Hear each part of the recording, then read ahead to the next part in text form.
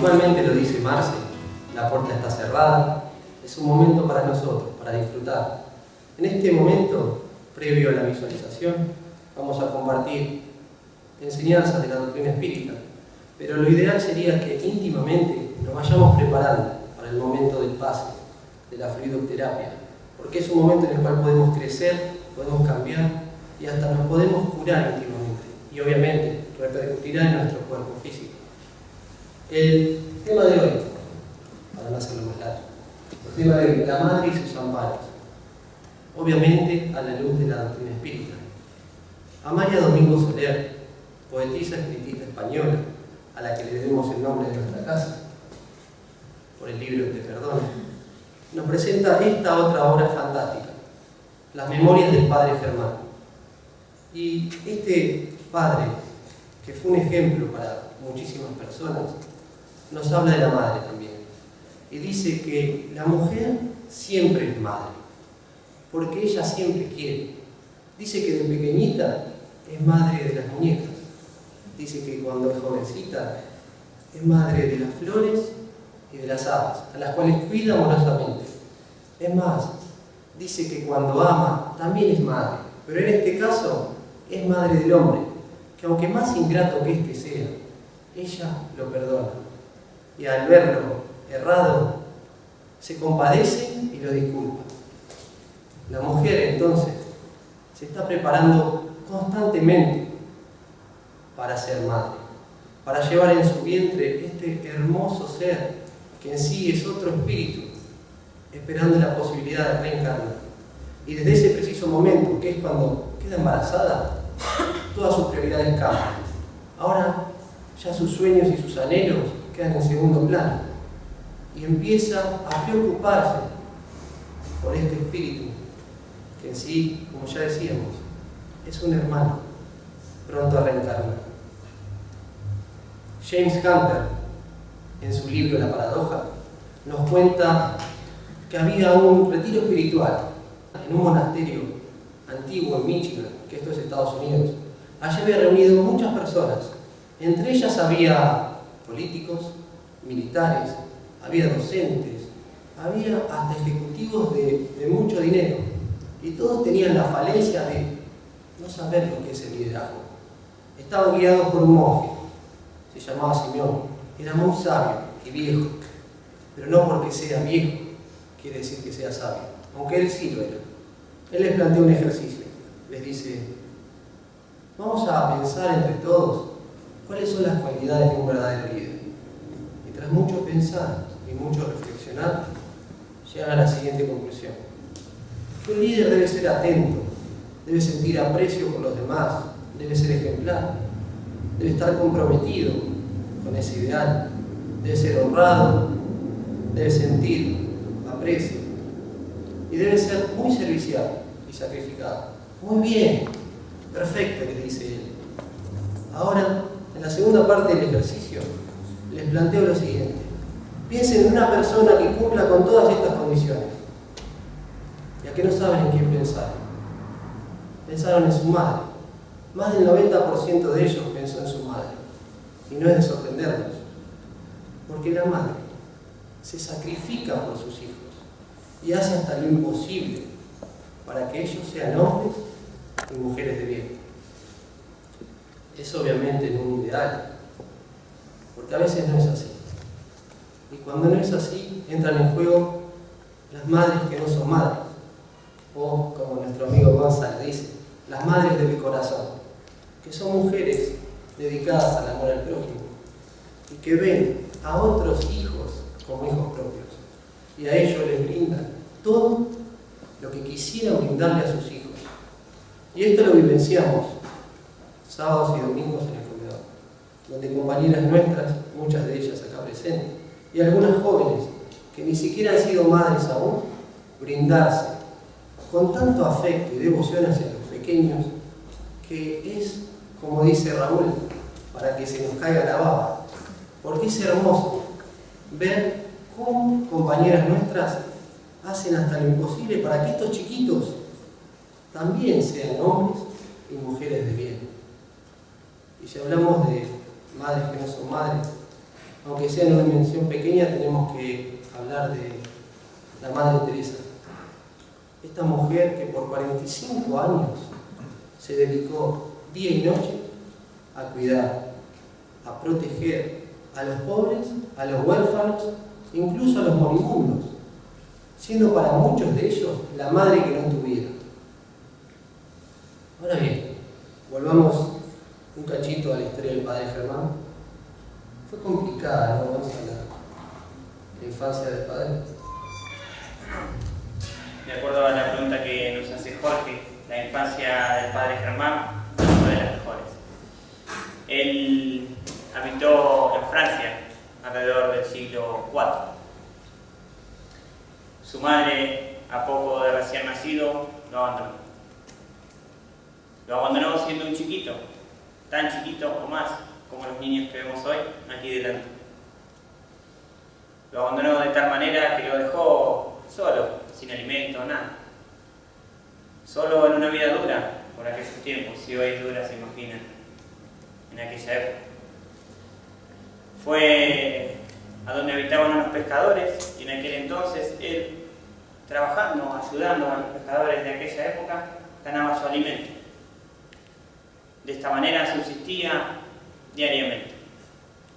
Un día muy importante en la vida del padre Germán, antes, el padre obviamente, es cuando es encontrado y llevado a una comunidad religiosa de la época para transformarse luego de mucho tiempo de estudio, de sacrificios y de negaciones, en un párroco, en un cura, en un predicador de esta antigua doctrina o religión. Pero el corazón del padre Germán ya de chiquito latía diferente. El corazón de este espíritu encarnado latía diferente ya desde muy chiquito. Tal es así que esos latidos, el sonido de esos latidos molestaba a aquellos que estaban a cargo por aquel entonces y lo recluyeron a una aldea, a un pueblo cercano, por las afueras de París de aquel entonces. Cuenta que fueron uno de los momentos más lindos de su vida cuando fue recluido, porque fue a parar a un pueblo donde había muy poca gente y en la cima de una montaña había una capilla donde él vivía, habitaba. Esta capilla, casi venida menos en aquel entonces, él se ocupó de reacondicionarla y de esa manera a los aldeanos de aquel lugar les brindaba la palabra y el consuelo de Dios. Cuenta él que disfrutaba mucho de consolar a los afligidos. Cuenta también que gustaba mucho de jugar con los niños que allí vivían. También nos cuenta que había una fuente de la salud, que cuando él llegó era toda agua podrida. No era de la salud en aquel entonces, claro. Y a base de sacrificio y de trabajo con los aldeanos y los niños lograron dejarle el agua cristalina. Y cuenta también allí que alguna vez alguna persona ha sanado alguna de sus enfermedades. También, y como Dios se sabe, la inteligencia suprema, y al lado de la más ardua prueba pone un consuelo aún más grande. Al padre Germán no lo dejó solo, además de estar con los niños y los aldeanos, lo ubicó junto a su perro, un pequeño perro llamado Sultán, similar a Lina, que seguramente Jorgito tenés todas las noches. A Luti también, ¿por qué no? Este perro tenía iniciativa propia. Cuando el padre Germán no estaba en la aldea o estaba en su capilla descansando y llegaba un aldeano o alguien que tenía algún problema y Sultán lo veía, enseguida corría. Iba a llamar al padre Germán. ¿Cómo lo llamaba? Llegaba hasta su habitación y se ponía a ladrar, a dar vueltas en círculo. Cuenta que el padre Germán se tenía que levantar inmediatamente porque si no se levantaba el perro no dejaba de ladrar y el descanso. Así que como era su deber, salía inmediatamente al encuentro del sufrimiento. Cada vez que Sultán venía ladrando desde lejos, dice, bueno, me encomiendo a Dios, y salía siempre. Uno de los días más duros en la vida del padre fue cuando junto con los niños Sultán vinieron a buscarlo. Padre, padre, venga, una mujer ha llegado al pueblo, está maldiciendo, está blasfemando contra Dios, tiene que venir. Como era normal en el padre, y cumpliendo con su deber, salió, fue al encuentro de este espíritu, de este ser que llegaba, sin saber que en ese momento también se iba a encontrar con su propia historia. Llegan hasta el lugar y allí estaba la mujer, semidesnuda, casi en huesos por el hambre, el frío, blasfemando contra Dios, haciendo toda clase de improperios. Aléjese de aquí, no quiero recibir ayuda. Quiero morir en paz, usted no sabe quién soy, no sabe lo que hice. Rechazaba todo tipo de ayuda. Cuando el padre se disponía a ayudarla, sufre un impacto. Y una voz en su interior le dice, ¿no recuerdas? Ve hacia atrás. Comenzó a ir hacia atrás, hurgando en su mente. Llegó hasta su juventud. ¿Aquí? ¿Acá debo detenerme? No, aquí no. Continuó yendo hacia atrás, hasta que era solo un niño. Es acá. En esta casa es acá. El silencio le indicaba que allí era. Su corazón latía aún más fuerte. El recuerdo lo lleva dentro de su casa y allí estaban los dos. Después de mucho tiempo había vuelto a encontrar a su madre. Aquella que lo había abandonado, aquella que lo había obligado, si se quiere, a llevar una vida dura y de sacrificio cuando apenas era un niño. El padre Germán sufre un impacto al darse cuenta de esto. Comienza a ser envuelto por una nube de pensamientos que no eran los mejores. Y en ese momento, casi como por obra de Dios, uno de los niños le jala la ropa.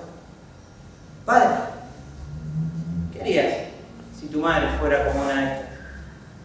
¿Qué harías si tu madre blasfemaría así? Sabiendo que el ejemplo es lo que siempre arrastra, amarla conmigo. A la mujer que nos llevó en su seno, se le ha de mirar como un ser sagrado.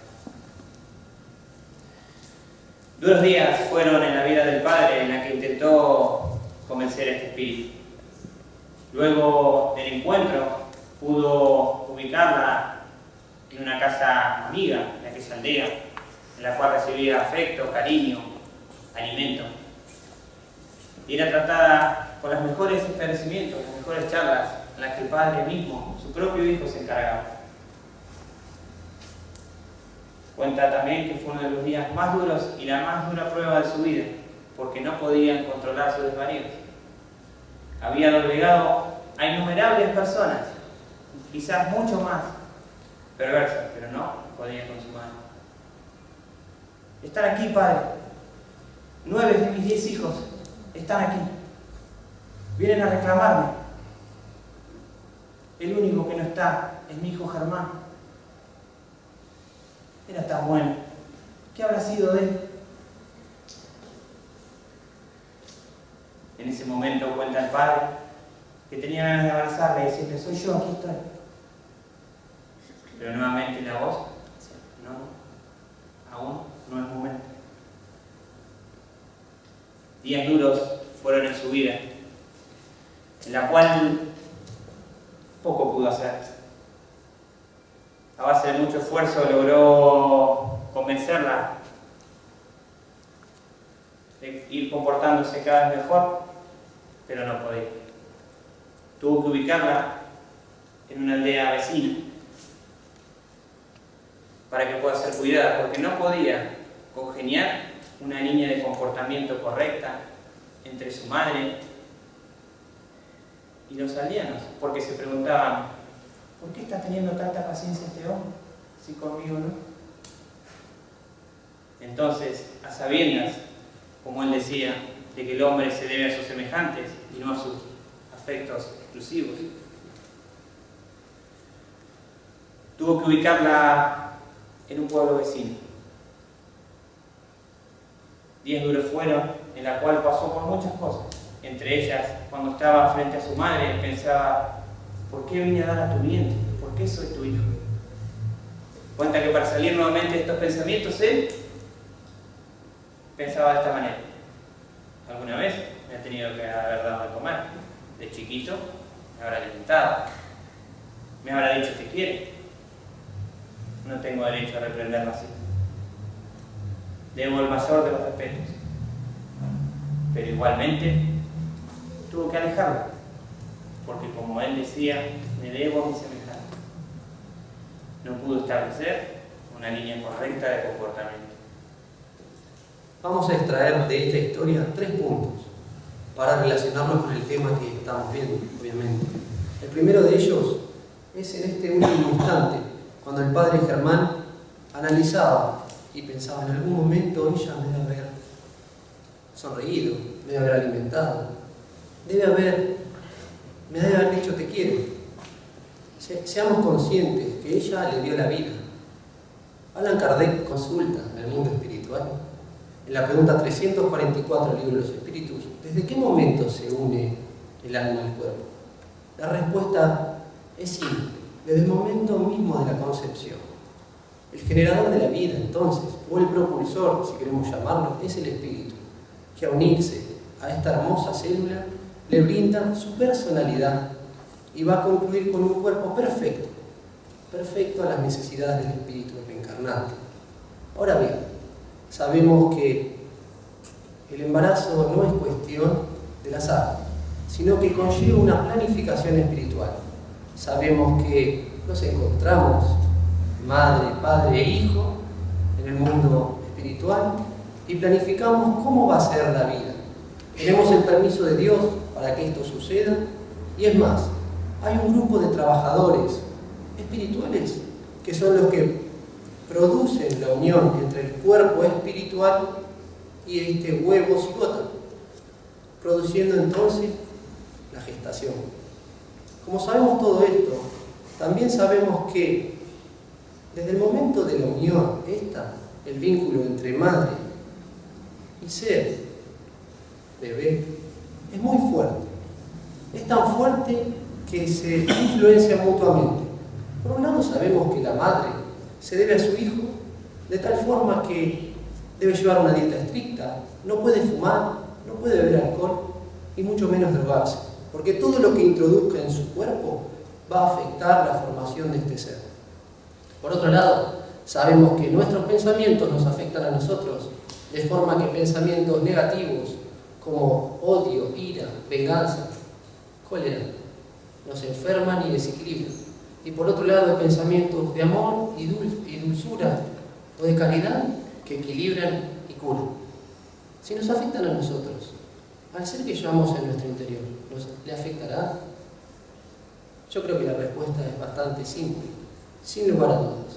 Entonces la madre debe amar al ser que lleva en su interior, cuidando sus pensamientos y diciéndole: hijo mío, te estoy esperando, te amo, sos lo más hermoso que llevo adentro mío. Es algo, podríamos decir, que una obligación. Ahora bien, sigamos porque si no voy a poder seguir. Segundo punto, es aquel en el cual el padre Germán está envuelto en estos pensamientos, como contaba Gonza, perturbadores, porque sentía vergüenza y pena por esa persona que lo había llevado en su vientre. Y como Dios es tan bondadoso, y para ayudarlo a salir de esta oscuridad, podríamos llamarlo, le envía a este pequeño de 5 años que le pregunta: padre, ¿qué haría si nuestra madre fuera como esta? Amarle conmigo, al ser que nos llevó en su vientre. Lo debemos ver como un ser sagrado. Sí, padre, pero si fuera como esta, que blasfema, igualmente, amarla aún más, porque solamente los enfermos son quienes necesitan de médico. A la persona que nos llevó en su vientre hay que verla como un ser sagrado y respetarlo con todo nuestro corazón. porque ella es la que nos brinda la oportunidad de estar hoy acá. O sea, si fuéramos conscientes que solamente 1/3 de la población mundial está encarnada y el otro resto, que obviamente es mayor, está esperando la posibilidad de reencarnar, seríamos conscientes de la bendita oportunidad que estamos viviendo hoy acá y agradeceríamos a la vida y a nuestra madre, porque es la que nos propició esto. Debemos agradecerle con todo nuestro corazón. Debemos agradecerle desde el nacimiento hasta los cuidados básicos, desde la alimentación hasta las noches en vela, porque seguramente todos nosotros en algún momento estuvimos enfermos y ella estaba parada al lado de nuestra cama cuidándonos. Debemos agradecerle, y si no está hoy acá con nosotros, porque ya partió al mundo espiritual, debemos agradecerle también con pensamientos y recuerdos saludables, y debemos orar a Dios pidiendo por ella, porque ella lo va a recibir y se va a acordar, y sabemos que nos vamos a volver a encontrar. Ahora bien, quería compartir con ustedes, si puedo, un momento en el cual a mí me genera muchísima gratitud hacia mi madre. Fue el momento previo a mi nacimiento. Ella no podía quedar embarazada, o si quedaba, lo perdía. Entonces, cuando queda embarazada de mí, el médico le plantea: Mónica, esta vez lo vamos a tener. Y mi mamá estaba muy contenta, pero le plantea lo siguiente: pero necesito de vos el mayor de los esfuerzos. ¿Qué? Haré lo que quieras, yo quiero ser madre, ella decía. Vamos a tener que hacer reposo total. ¿Cómo reposo total? Sí, lo único que vas a poder hacer es levantarte de la cama para venir a verme a mí y nada más. Y de acá, nuevamente a la cama. Eso es lo que vas a hacer. Y ella lo hizo, obviamente, si no, no estaría yo acá. Luego de 7 meses, porque nací prematuro, y una cesárea, fue que mi mamá me tuvo a mí. Yo era insignificante, como dice mi papá. Aunque bueno, mi papá es muy alto, entonces es como que las medidas no son reales. Tuve que estar en incubadora y después de eso tuve muchísimas afecciones, desde la parte respiratoria por sobre todo. Y ella siempre estuvo ahí cuidándome. Entonces yo le debo la mayor de la gratitud, porque si ella no se hubiera esforzado en ese momento, yo no podría estar ahora charlando esto con ustedes. Entonces debo decirle, sin miedo a sentir vergüenza ni nada, que la amo con todo mi corazón, porque, bueno, me dio la vida. El siguiente de los puntos, para seguir, es aquel en el cual el padre Germán, luego de su infancia difícil, decide el camino del bien. Él tenía 2 opciones, igual que tenemos siempre todos. Sin embargo, opta por el bien. Si nos pudiéramos poner un segundo en los zapatos de este hombre, nos daríamos cuenta que ha alcanzado progreso moral e intelectual. Porque no nos excusaríamos nosotros en una situación similar. No optaríamos por la rebeldía, el capricho, el odio. Sin embargo, él la amaba. Él decía amarla, hijo. Amarla con todo el corazón. Ahora bien, cuán difícil debe ser la infancia sin una madre para que nos cuide. O por ejemplo, en momentos de tristeza, los brazos tiernos y cálidos que nos abrazan y nos consuelan. Cuán difícil debe ser entonces no tener un guía para saber para dónde encarar. Cuán difícil es no tener la educación para optar entre el bien y el mal. Y no estamos hablando de la educación intelectual, que por cierto está muy cubierta hoy por hoy en la sociedad, o relativamente. Daniel Goleman, en su libro Inteligencia Emocional, plantea que muchas veces personas con un coeficiente intelectual muy superior fracasan en la vida. Fracasan y son superados incluso por otros que no tienen tanta inteligencia. ¿Qué será? ¿Por qué este fenómeno? ¿Falta de esfuerzo, de perseverancia, de buena voluntad? Sin lugar a dudas, puede ser uno de los factores que propicien el fracaso. ¿Cómo hacer entonces para que nuestros hijos no fracasen? Esta inteligencia emocional que plantea Goleman es lo que Allan Kardec denomina progreso moral. ¿Cómo hacer entonces para que nuestros hijos alcancen el progreso moral y no fracasen? Y Gandhi lo respondió hace mucho tiempo. Él dijo: si se perdieran todas las obras sacras de la humanidad y solamente quedara el Sermón de la Montaña, nada se perdería. Porque allí se encuentran grabados el camino hacia la felicidad. Acerquémonos junto a nuestros hijos, acerquémonos al mayor líder moral de todos los tiempos, a Jesús, el dulce rabí, aquel que hizo estremecer a los pueblos con su mensaje de amor. Amémonos los unos a los otros y entraremos en el reino de los cielos. El reino de los cielos, que no es un lugar al cual iremos después de dejar esta vida, es un estado de conciencia íntimo que podemos empezar a conquistar a partir de hoy, a partir de ahora. Lo único que nos pide es amar, es brindarnos al prójimo, ser serviciales, practicar la caridad. ¿Cómo hacer entonces para no obligar a nuestros hijos a que hagan este o aquel camino, que lo sigan en realidad? Y hay un refrán que lo responde: la palabra instruye, pero el ejemplo arrastra. Jesús educó y educa hoy a través del ejemplo. Debemos entonces simplemente mostrarle a nuestros hijos a través del ejemplo. Si sabemos que ellos constantemente nos miran, nos imitan y hasta se podría decir que son un espejo de nosotros, entonces eduquémoslos de esta manera, a través del ejemplo. Doble beneficio, obviamente. Primero, estaremos educando a un ser, y segundo, nos estaremos reformando íntimamente. Bueno, resumiendo, el primer punto relacionado a los pensamientos. Sabemos que desde el momento de la concepción el vínculo entre madre e hijo es muy fuerte, y la madre debe amar al ser con todo su corazón. El segundo es el respeto. Le debemos el mayor de los respetos a nuestra madre, porque es la que permite que hoy estemos acá, en esta bendita oportunidad de progresar. Y el tercero, educación moral. La educación moral que le debemos transmitir a nuestros hijos, como hizo Jesús, a través del ejemplo. Y si hablamos de madres, no nos podemos olvidar de María, la madre de las madres.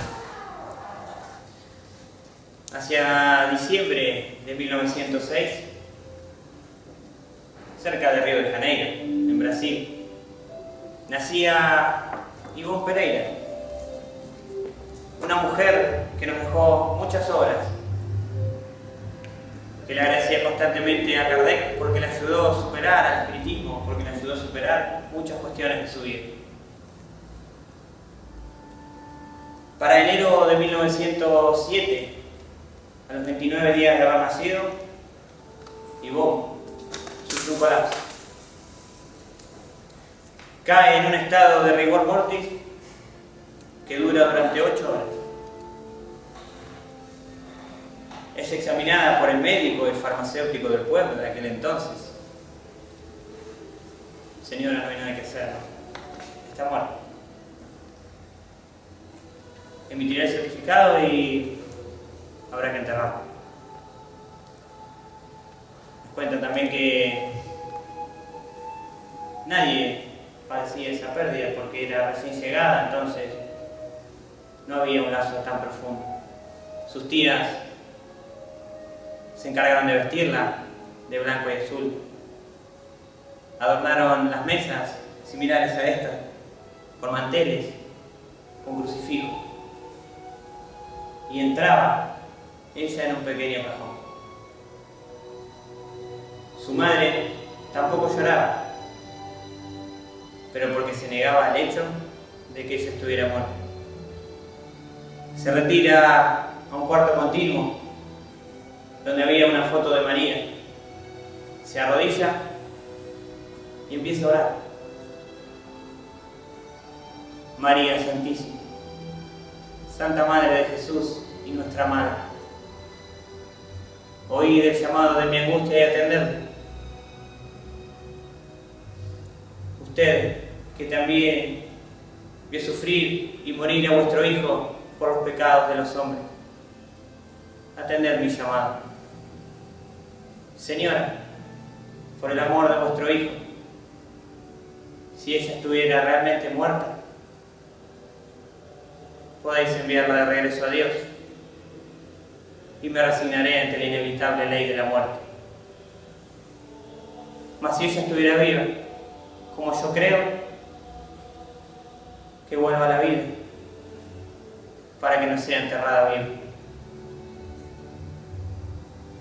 Y en prueba de esta caridad que me haréis, María, os la entregaré para siempre. Se levanta, sale de la habitación y camina hacia el pequeño cajón. Llega caminando con lágrimas y comienza a acariciarlo, quizás en forma de despedida, pero comenzó a transmitirle ese amor, comenzó a acariciarlo, siguió, le abrazó fuerte y de pronto un grito estridente rompe en la habitación, un llanto como un nuevo nacimiento. No lo podían creer. Ivonne había vuelto a la vida. Su madre la levanta, la desviste apresuradamente y veía los ojos de María a través de esta niña. Cuenta siempre que cada vez que tenía un problema y cada vez que iba a ver a su madre, ella le decía: no, usted ya no me pertenece más, usted pertenece a María. Así que en este día y por esta charla queremos agradecerle con Jorge en particular a nuestras madres, a las madres de corazón que todos tenemos, y también a sus madres, porque nos permitieron a todos estar aquí hoy, y sobre todo a María, la Madre de las Madres.